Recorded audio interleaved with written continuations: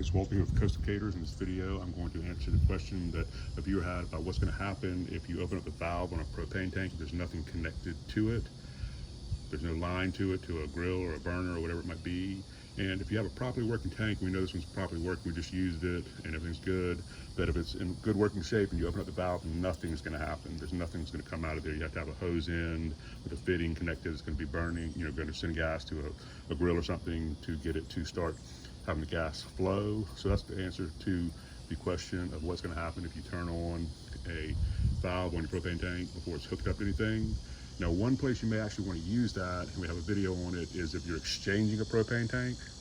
So one thing you want to do when you exchange a tank is you can go ahead and open up the valve with nothing connected to it. You want to make sure this is not seized, that it's still good. If it's not, just go get a different tank. So that's one place that you would want to use to where you open up the valve without anything connected to it. So once again, this is Walter with Coastal Caterers. If you haven't had a chance to subscribe to our channel yet or give us a like, we'd appreciate that. That'd be great. We also have other videos on how to troubleshoot your propane tank if the gas isn't flowing, how to connect a burner to a tank and light it, and a lot of other things about propane tanks. If you want to check those out, we'll put a playlist up.